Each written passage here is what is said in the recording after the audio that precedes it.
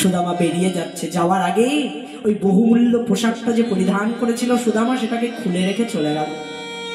ভগবান শ্রীকৃষ্ণই তাকে খুলে রেখে যেতে বললেন। এক পক্ষ বলছে, ও কৃষ্ণ, সবাইকে না কত কিছু দান করো তুমি, হ্যাঁ সবাইকে না কত কিছু দাও, তবে সুদামাকে একটা মাত্র বস্ত্র দিয়েছো, সেটাও আবার কেড়ে নিতে হলো কেন? তোমার কি বস্ত্রের অভাব নাকি?